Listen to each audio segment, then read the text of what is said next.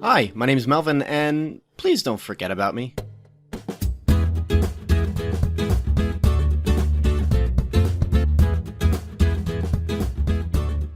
Welcome to Cinematic Doctrine, a non-spoiler Christian movie podcast where we sit at the table of cinema and eat. Tonight we'll be dining on André Øvredal's Scary Stories to Tell in the Dark. I'm sure I'm not the only one who has memories of exploring the school library, finding a book on the shelf with these weird, creepy short stories, and marveling at the horrifying artwork. Scary Stories to Tell in the Dark was probably the coolest thing about elementary school, and flipping through each volume was a lot of fun. I distinctly remember being creeped out by one of the short stories similar to the whole Bloody Mary folklore, where someone would enter a bathroom and turn out the lights, stare in a mirror, and chant the name 3 times to reveal a freaky creature before them. Heck, I remember being so scared to use the bathroom, I would check behind the shower curtain, and that wasn't even part of the story. Scary Stories to Tell in the Dark was my first foray into horror as a kid, and I'm sure its film adaptation will do the same for many preteens. To dig in further, let's start with a synopsis. It's Halloween night, and Stella, Augie, Chuck, and Ramon sneak into a haunted house. A mysterious, fenced-off property that's rumored to house a malevolent spirit, one that tells scary stories.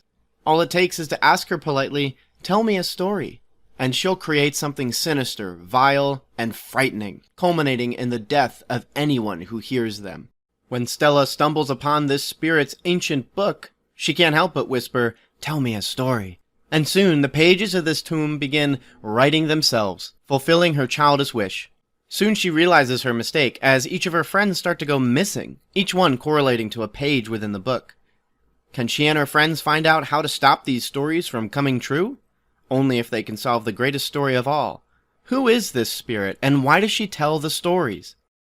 Scary Stories to Tell in the Dark is rated PG-13 for terror violence, disturbing images, thematic elements, language including racial epithets, and brief sexual references. Aptly described as a preteen horror, this film is quite tame despite its lengthy certificate. The terror violence along with the disturbing images has to do with the strange nature of each short story that's adapted, from the Scarecrow Herald to the Spider-Bite story, but everything shown lacks any gore or viscera. Even so, such segments is still quite visual, and even the last story can be considered quite frightening. The language is sparse, although all muttered by preteens and teenagers, so that can feel a bit uncomfortable, and the racial slur is also uttered by a rather sinister teenager, so it's something to be aware of. The sexual references has to do with a particular character's pen, which features an image that changes based on the ink. It's unbelievably brief, and about as childish as you'd expect from some immature teenage boy, but it's still dumb. First things first, I think it's awesome that this film is largely an age-appropriate horror film. I love that. Despite it being rather frightening at times, the film takes itself seriously, takes teenagers seriously, and takes its audience seriously. All those factors make for a good teenage film, as nobody likes to be patronized, be it parents, teenagers, or general audience goers. Although some story beats can be a big eye roll, this is the sort of thing that is both easy to digest and meaningful. First off, the film is easy to digest because it isn't all that abrasive. There are some horrifying moments in this film that have little to do with graphic violence, viscera, or anything that would otherwise immediately shock someone. That sounds like a really stupid sentence when talking about a horror movie, and I'll take that on the forehead, but it makes sense when calling this a preteen horror movie. In other words, nobody is shrieking bloody murder while they're being torn limb from limb, and we're not witnessing cartoonish violence that tears people apart. It's more like Dr. Octopus's hospital scene from Spider-Man 2 or the boardroom scene in Shazam from earlier this year, except 90 minutes in length rather than a simple, short scene.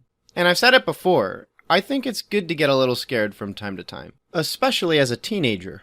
And by that, I mean the kind of scared you willingly walk into, the sort of curiosity that lingers like a pang in your side. To ease that pang, you can sometimes take something for it, you can do some stretches, but other times it's just going right into it, getting into something spooky, reading it, and learning that you enjoy it. Although, I suppose nobody ever really enjoys a pang in their side, but I'm sure you understand what I mean. Maybe I should have just said itch. Yeah, I'll go with itch.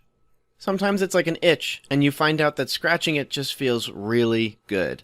I'm not going to argue that someone should get their family and go out and see this movie. I just mean this sort of film is just the kind of thing that if I was a kid, I wouldn't have stepped out of this traumatized. In fact, I would have thought it was like the coolest thing ever. It's something like a crazy roller coaster ride. It's the sort of thing that you go, I can't wait to get on that because I know it's going to scare me. In fact, to run on that metaphor, this film is basically a theme park attraction, or several. It creates a light connective tissue between each short story that originally stands on its own in the original collection. Because of this evil, vengeful spirit that tells stories, we have a comfortable catalyst that helps to push the film's story forward while also visiting memorable anecdotes that all gave us shivers in our third grade classrooms. It's fun. It's not perfect, but it's fun. Now I admit I could end the review right there and be done with it, but I think there's something cool about this film being just that.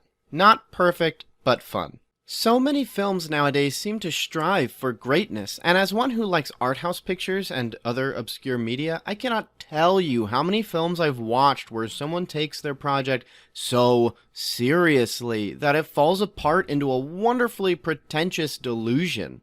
It's the sort of thing you can't help but go, goodness gracious, you thought that was a good idea?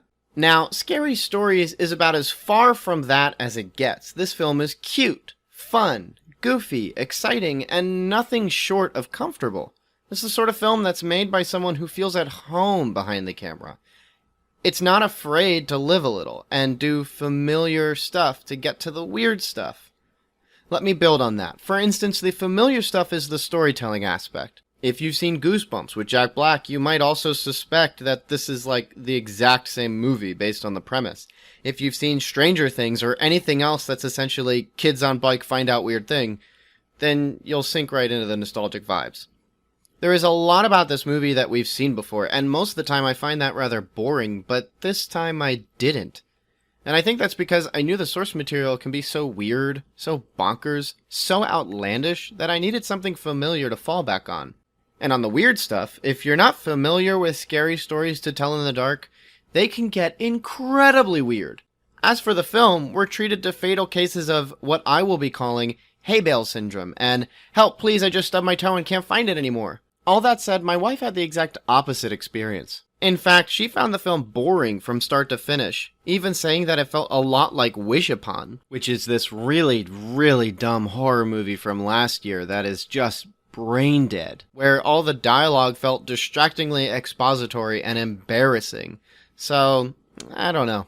Now, although I enjoy this version of the film enough, I think it would have been cool to see a good old anthology film that simply adapted the short stories. Or perhaps it has the same plot line, that there's a spooky ghost that tells stories and each one is a callback to one of the short stories, but rather than have one director do the whole film, have popular horror directors come in and shoot each short story in their own way, while the grand story at large connects them all. As disorienting as that could be for a general audience, I think that would have been a really cool way to show how each story has its own way of carrying itself, has its own message, has its own scares and characters and horrors and frights. Or maybe go the Cloverfield route and create a franchise of one-off films that evoke different stories but aren't really connected. Or if they are connected, it's only noticeable by the title of the film and clues hidden throughout. It's fun to dream, but I suspect that won't be the case if there's a sequel. Cloverfield shouldn't have been that way anyway. Matt Reeves' original idea for a Cloverfield sequel seemed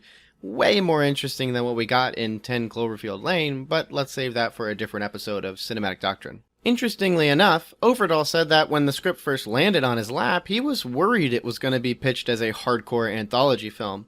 The kind that's very strictly one short film after another for about an hour and a half. He was pleased to find out that the film was a single story from start to finish, that simply had events scattered throughout with light moments that evoke certain short stories. Guillermo del Toro was originally planned to direct Scary Stories after his Best Picture winner The Shape of Water, but after choosing not to, he recommended André Øvredal take a crack at it. Øvredal remembered a quote of del Toro's that an anthology film is never as good as the best story and always as bad as their worst. And this likely helped to keep the film from getting too risky. But Øvredal didn't want risky, he wanted fun. And I've said it before, this film is simply that. It's fun. And that's cool, because even he had a lot of fun reading the script, going back to the old days of Amblin films and recognizing that Scary Stories was the kind of movie he would have wanted to see growing up too. Although I don't think Scary Stories is the greatest film as far as nostalgic bike riding adventures are concerned, there's a lot of heart behind this film, a lot of respect for the source material, and a lot of fun that went into its production. all successfully making for an exciting theater experience. And although not everything landed perfectly, our packed theater was very animated and reacted well to the comedy, frights, and pretty much everything else that makes up this movie. That alone makes it a film worthy of its time, and although my wife didn't care for it, I thought it was a real joy. Besides, this is like my podcast anyway, not hers. And with that, thank you so much for tuning into this episode of Cinematic Doctrine. If you've seen Scary Stories to Tell in the Dark, what did you think of it? Did you enjoy the careful recreations of Stephen Gammell's frightening illustrations, or did you find the movie a snooze fest and a half? If you're listening on Cinematic Doctrine's website, let me know in a comment below, or shoot me an email to cinematicdoctrine@gmail.com. And if you're on Letterboxd, I have a list compiling every movie I've reviewed on Cinematic Doctrine with direct links to those episodes. By the way, I made a guest appearance on Shattercast, a Christian YouTube roundtable discussion about various geek culture topics, where we talked about Spider-Man Far From Home. Check that out for some interesting and insightful thoughts. And also if you want to see my face. If you'd like to support the show, jump on over to Cinematic Doctrine's Facebook page and be sure to follow for updates on episodes, movie news, and my usual shenanigans.